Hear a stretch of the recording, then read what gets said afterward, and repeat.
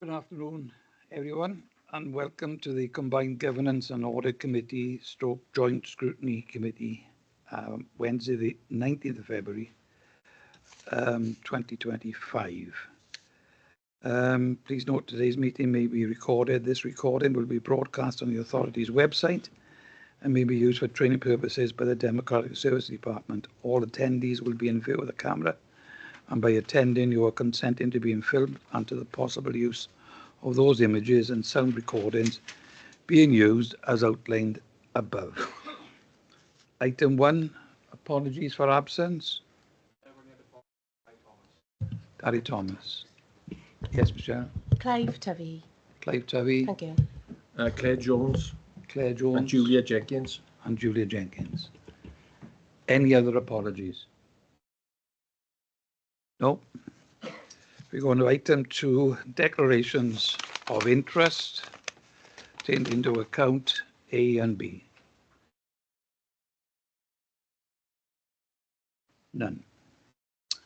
Okay, item 3 is the revenue budget 2025-26 to consider the report of the Director of Finance.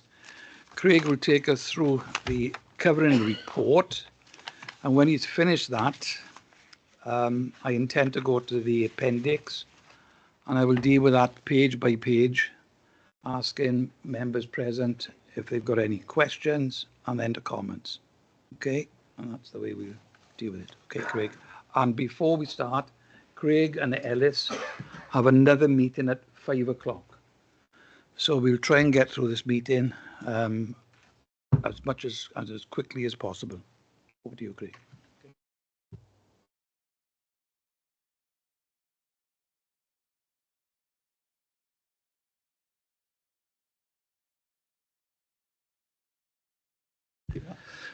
Thank you, Chair. This is the formal opportunity to take members through the budget 25-26 and undergo scrutiny before the report is presented to Cabinet, and then following that into Council for approval of the 25-26 budget. So moving on to section 3, which is the introduction to the report, and I'll draw members' attention to the publication of the Provisional Local Government Settlement on the 11th of December 2024, and some of the bullet points there to be highlighted with regards to an increase of all Wales funding of 4.3%, and for Merthyr a 5.1%, which equates to £6.428 million from an adjusted base position of £126.72 million to just over £133.148 million for 25-26. That ranks Merthyr as the third best funded local authority in the increase for 25-26, but members have drawn attention to the transfer in of grant of just over £3.091 million for Merthyr Tydfil into 25-26 RSG. There are no new additional responsibilities identified within the settlement, and there are no further indicative settlements for the following year, and therefore this report looks at the 25-26 budget in isolation. Moving on to 3.2, and Appendix 1 of the papers, I've attached the letter to the leader, which the leaders of all local authorities, which accompanied the draft, the provisional settlement, and just highlighting some points with regards to some of the comments made by the Cabinet Secretary for Housing and Local Government. Particularly, there is significantly better, although this is a significantly better settlement than was envisaged at the beginning of this year, there is a recognition that there will be difficult local decisions to be made. And also under 3.3, there is an announcement the funding for schools with regards to the pay is included in the RSG, and no funding is being held back for the 25-26 pay deal. Moving on to page 5 of your bundle, and as identified earlier, there is no significant changes expected or revisions to the final settlement when that is announced on the 25th of February 2025.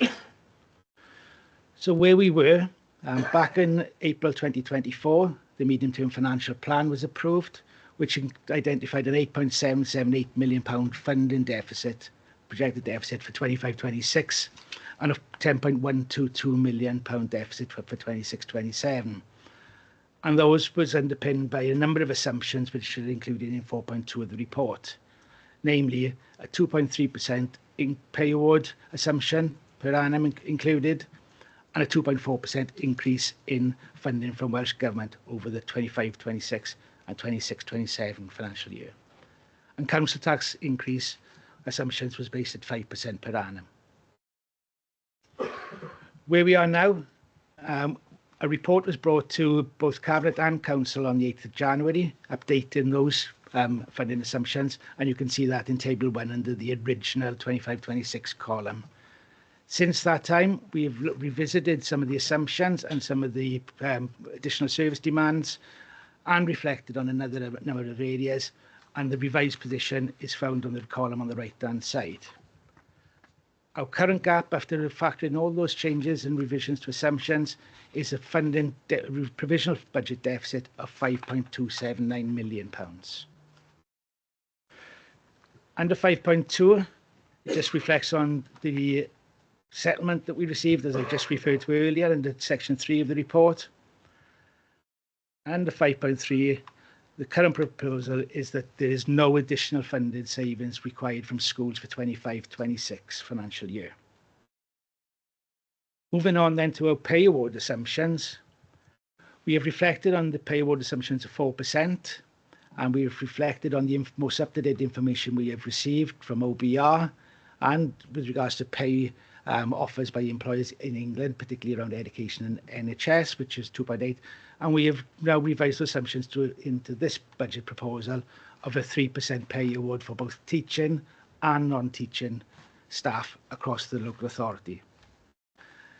Under 5.42, the last sentence, you can see a 1% reduction in pay award assumes a £0.553 million reduction in requirements and 0.203 in relation to teaching staff. We continue to factor in the employers' pension contributions, and the last triannual revaluation was undertaken in 2022. The next one will be in 2025, and that relates to a 21.8% on cost that the local authority has to incur for those staff that are paying into the pension scheme. In addition to that, we have factored in the superannuation contribution adjustments for past experience costs. That was funded with grant in 24-25 and is part of the 3.09 million we referred to earlier, and that has been fully funded into the relevant service areas. In addition to that, the widely expected change with regards to employer national insurance contributions. For Merthyr Tydfil, for directly employed staff, that is £1.569 million. No further information is due, or confirmation around that, until May and June of this calendar year, and that is being assumed as being fully funded through additional funding by Welsh Government to the local authority. Under 5.5, additional demands, you can see under 5.52, there is a number of appendices there which total a 3.316 million additional demands around service areas. And it is key to note there, without reflecting those additional demands within the budget setting, then this would not be a balanced budget position, and therefore they have to be considered and factored in for this purpose. 5.6, again, appendices 5A to 5E detail the efficiency saving proposals coming forward from the service areas, which account to £3.276 million. And under 5.62, just draw members' attention that previously in the all councillor briefing that was provided earlier in this calendar year, there was a budget business case being considered with regards to a potential to close HRCs for an additional 1 day, but it is now a recommendation that will not be approved, supported by Cabinet, to be approved by Council, and therefore does not form part of this report. Under corporate vacancy factor, the medium-term financial plan assumed an increase of the corporate vacancy factor to £1.5 million. Through further consideration and revisiting trend data, it is now proposed that that is actually held at a prudent level of £1 million, and therefore reducing the risk of achieving that vacancy factor for 25-26.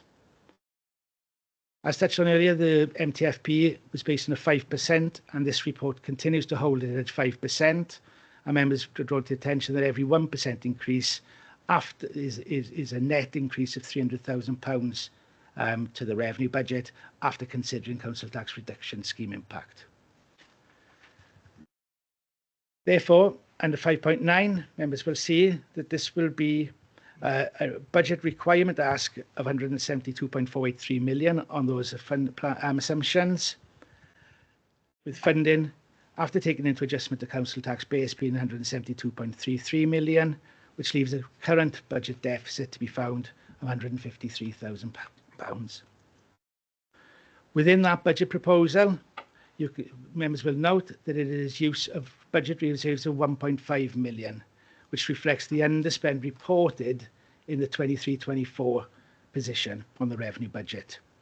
That revenue budget is still going through audit process at the moment in time, but it is my opinion, and due to the inherent risk across the budget, with pay award being assumed at 3%, and obviously if that is any higher, the additional cost that will bring, that is the maximum use of reserves that we're proposing for 25-26. So we will continue to work on how we bridge the remaining budget gap of £153,000, considering obviously being all the proposals being considered by Scrutiny and Cabinet and Council, in order to balance, set a balanced budget by no later than the 11th of March 2025. Chair, I'm going to pause there now, and happy to take any questions. Thank you, Craig. Any questions?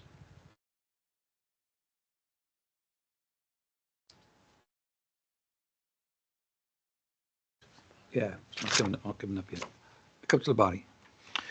Thanks, Chair. 5.9.2. Steve Jones, past 151 officer. Liam, Hull, and Barry Davis, who's our interim, all said no use of reserves. I asked you a question in the budget briefing on the 23rd of January and in the governance and audit on the 27th of the 1st, and you clearly stated, even though I asked you whether there was money coming out of the budget reserve, you said no. What's changed? I think at that stage, Councillor Barry, there was no decision made regarding the use of reserves, rather than it being a definitive no, that there would be no draw on reserves. At that time, all budget proposals were being considered, and at this report that we present with you now, considering the commitment to protect schools in 25-26, and also having a acceptable level of council tax increase, that is then the only additional opportunity we have without making significant service cuts would be to look at a draw on reserve. We are mindful that this is an unsustainable position going forward, and through our transformation agenda we will look then for all opportunities to how we be able to have the financial sustainable and resilient organisation going forward. But for 25-26 the proposal is to use £1.5 million of the £3 million budget reserve that was added to the budget reserve out of the 23-24 underspend position.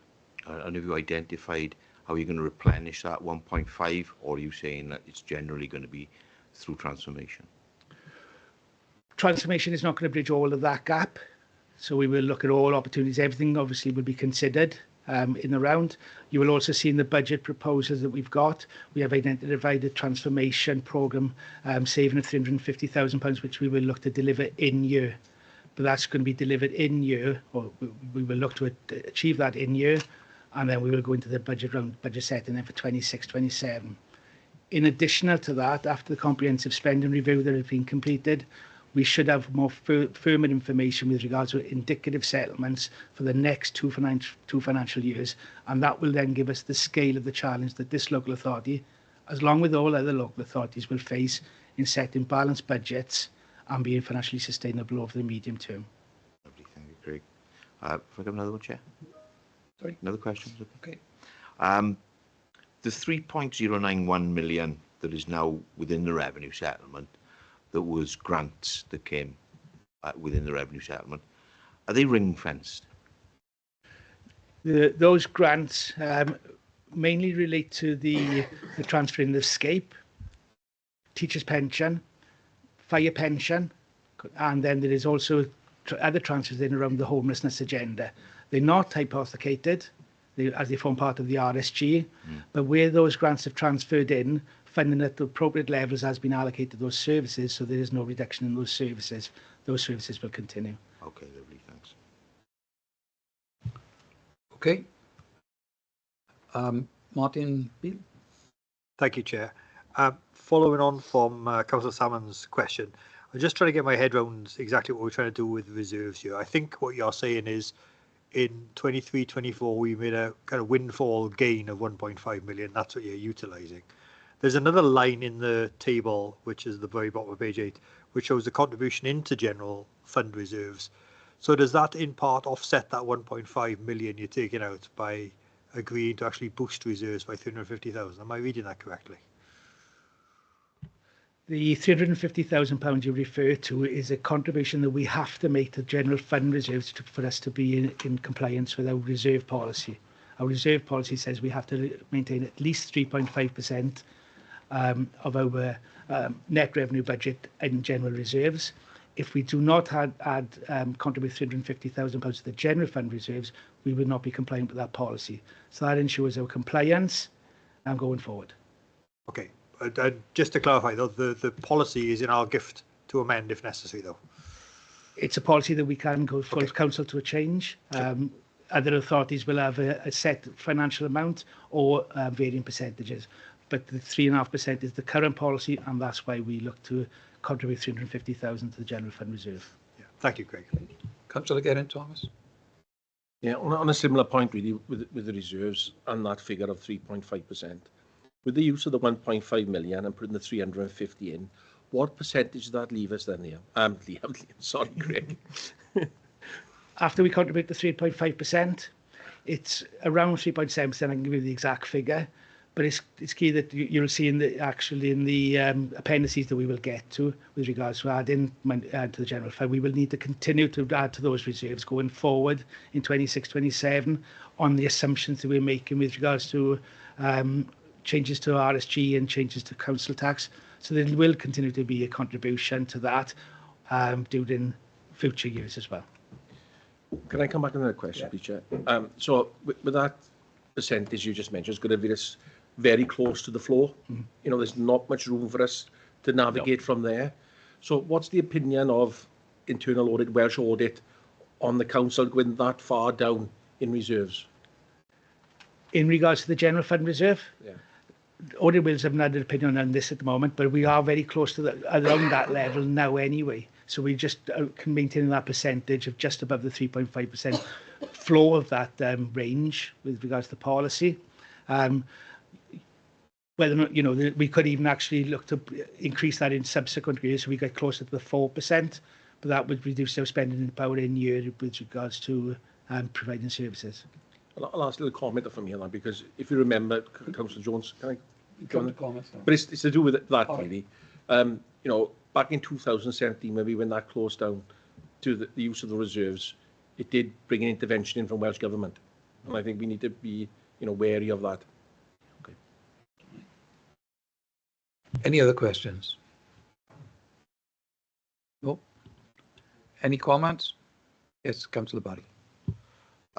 In terms of transformation and the way forward, the report unashamedly talks about it's a one-year budget, which flies in the face really of what we've been told over many years. We should extend our budgetary process to about 3 years, or certainly look at the medium-term financial plan. Is there anything within this budget in terms of, as Ellis would say, not taking our foot off the gas? Is there anything in here which gives us some solace into next year? Because the settlement isn't going to be as good. I guarantee the settlement's not going to be as good next year. Have we got anything like through the transformation plan or in commercial terms, plans to make us more sustainable? Because I'm not seeing it in this budget.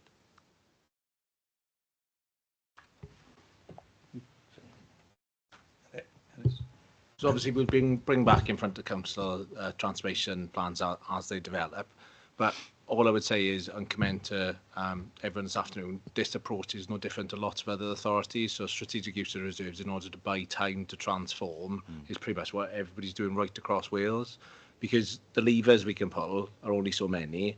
Some of the true transformation takes time. You know, so in order to transform services properly, to deliver them the same service or better service for lesser cost, you can't do it in overnight, I suppose. So the transformation programme needs to actually take us to a more sustainable footing, but we just need to buy ourselves time at the moment, and that's the reality we're facing, really.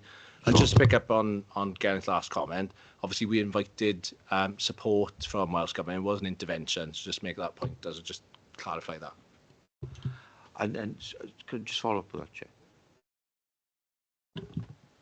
Have you finished? Right, okay. So in terms of those plans you talk of, how mature are those at the moment? Or are we just thinking about it, or are they? Yeah, I mean, I think I sort of explained where we were at the last budget workshop that we had with yourselves as members. We're at the early stages of development. We're looking at what others are doing across Wales. As Alice said, people are at various stages of transformation. Some have got plans in place and are linked now to the MTFP. Others are at very, very early stages, the same as us. So we will be looking, we'll be developing them. We've already met as a corporate management team, and we'll be developing them now over the next weeks and months, and we will obviously involve yourselves as members in terms of what that looks like. But we need a significant transformation programme, which then, as you point out, needs to sort of link into the medium-term financial plan. It will not bridge the whole gap, the whole funding gap that no transformation programme does out there, but it will make a significant contribution to it. So that is the work that we have started in terms of conversations with our colleagues at the Solace conference last week. Also, I picked that up with Welsh Government in terms of support and Welsh Local Government Association, and my opposite numbers in a number of local authorities. So we will be developing the actual projects that will form part of that overall transformation plan over the coming weeks and months.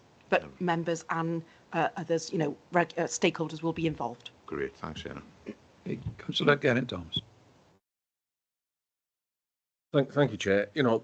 Chancellor Rachel Reeves said this year that this budget round is going to be a one-off. That's the kind of monies that we're going to have. We're not going to have it next year. I think becoming third in the list and having 5.1%, I think must be the best settlement we've had in a decade. And, we've got to use that very, very wisely. We have to, because next year we're not going to be in the same position. So, I'm not looking forward to the transformation. It's the wrong word, because I know it's going to be quite stark. But, the transformation has to be stark, for us to get over the line next year. And I think we're all aware of that. Okay, thanks. Any other comments? No. To the appendix, there's a few of them there. Start with Appendix 4A. Has anybody got any questions there? Additional demands education. No questions? Any oh, yes, sorry, the names are not appearing on here. I'm Natalie Jones. I'm on the Education Scrutiny Committee. Okay, we talk a lot about the middle tier review. Where does that impact financially? Is there any impact at the moment, or when are we expecting the financial impact to start? Meeting that Alice, Craig and myself are going to at 5 o'clock. Oh, right, okay. Sorry, get ahead with it, thank you.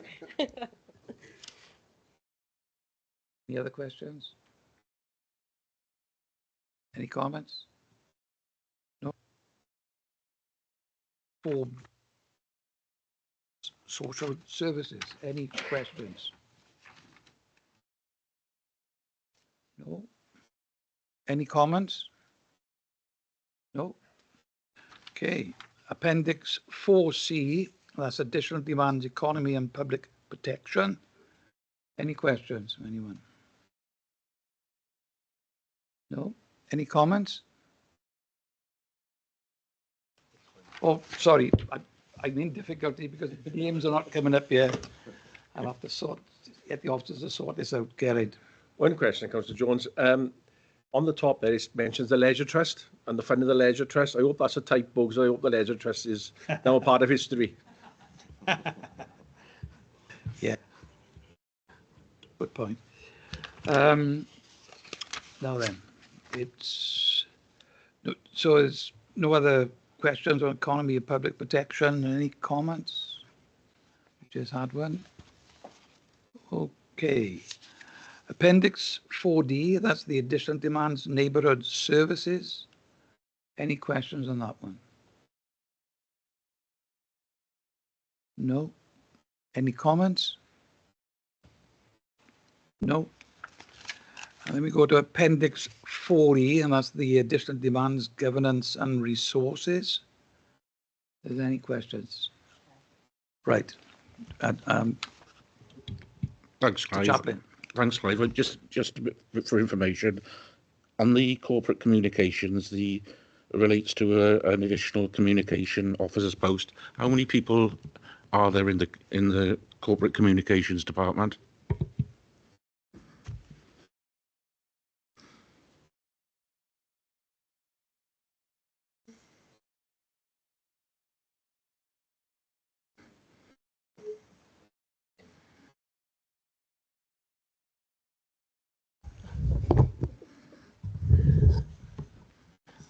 Okay, there's a communications consultation engagement manager, and underneath her then there's two comms and consultation staff members, as well as a social media officer and apprentice.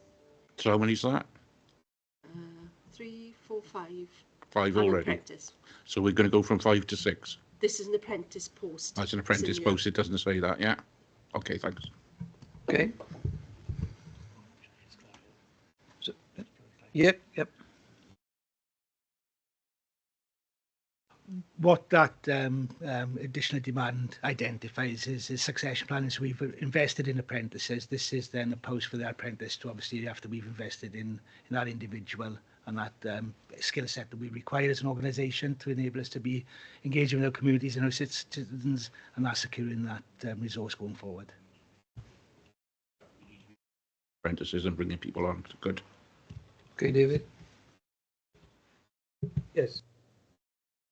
Sorry, just for clarity, that's also the same position in relation to the data post. So it's not an additional post, it's an apprentice post that, so the same as what we just said. Yeah, okay. Thank you, Sarah, for that. Any other questions? No. Go on to the next one, which is Appendix 4F. That's the additional demands corporate authority. Any questions? No. Any comments? No. Okay, we go on to Appendix 4G.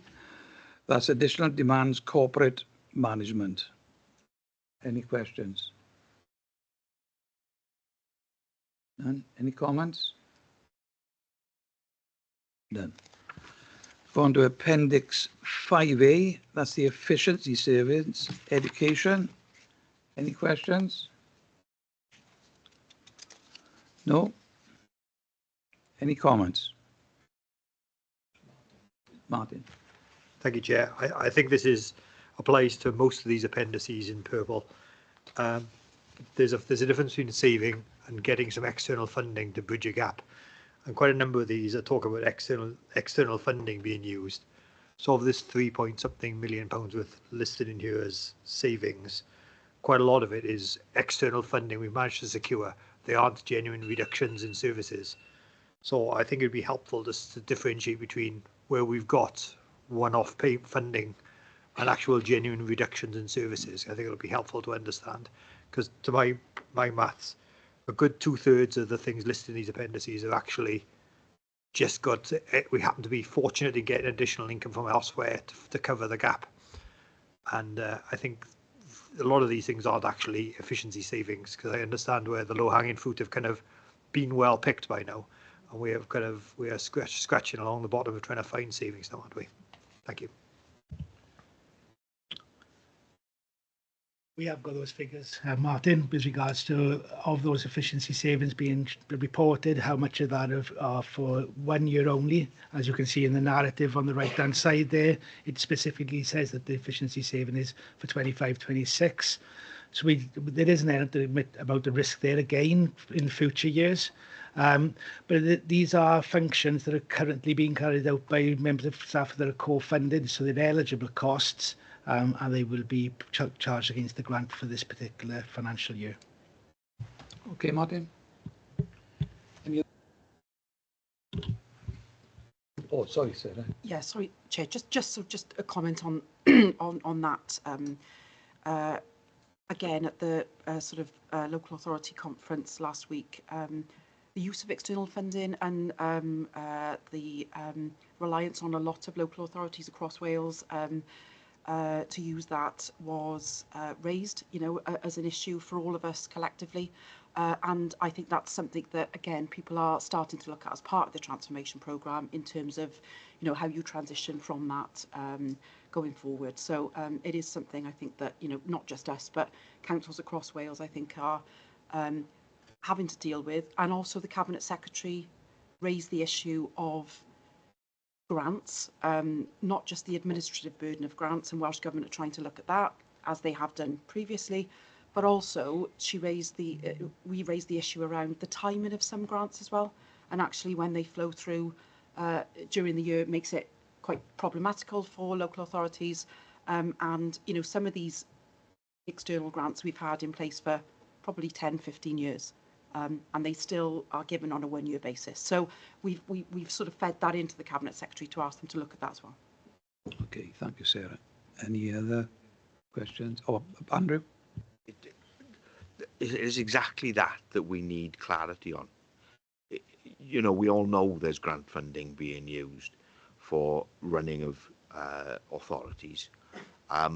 We just need more clarity. It's almost, it muddies the waters, as pointed out, that there are potential efficiencies, but if we dress that up as grants, it simply doesn't clarify for the public what that means. It doesn't really clarify for us what that means. If we had clarity in terms of, look, we've got to use grant money to survive, then the picture becomes clearer. But there's an honesty game here to be played by Welsh Government and central government in terms of what is being used for what. And the more that we can be clear about, I mean, it's a difficult proposal, isn't it? Because the more we set it out, the more difficult it is for other authorities if they hide under the muddying of the waters, if you understand what I mean. But we need clarity on it, because if we're relying on grants to run this authority, then that needs to be crystal clear and realised by the public and realised by regional and central government. That's how we work, because it's not in that gift of the revenue grant for us to do everything we need to do. So we just need clarity on it all. Okay, thank you for that. Any other comments? No? Sorry. Oh, sorry, Brent. Yeah, thanks, Clive. I understand in terms of grants what we use to fund staff, and authorities up and down the country have been doing this for years. But this is no different this year. It hasn't been reported any different this year than it has been for the last X amount of years, is it? We report it in the same way. Use of grant in previous years, in not only this authority, in a number of authorities, because we have to be innovative in the use of grant. We have to get the best value out of the use of grant, and we have to obviously deliver the benefits and the outcomes that are part of the terms and conditions of the grant funding as well. Okay, so this clarity would have been there, should have been there a couple of years ago as well, potentially. I would have expected so, yes. Thank you. Yep. Yeah, that's not going to go at anybody. It's not saying that we are doing any different. It's a comment on to regional and national government that we need clarity. We can't continue along this line of we'll take some money from you and we'll take some money from you. And yeah, it's always been done that way. Everybody does it that way. But if it was a clarity and honesty that what we require and how we require to do it, then it would make it life a lot easier for everybody. That's what I'm saying. I'm not criticising anybody. You know? Okay, any other comments? No? If not, we go on to Appendix 5B. That's the Efficiency Service Savings Social Services. Any questions? No? Any comments? No? We then go on to the Efficiency Savings Economy and Public Protection Appendix 5C. Any questions? Not one? Any comments? No? And we go on to Appendix 5D. That's the Efficiency Savings Neighbourhood Services.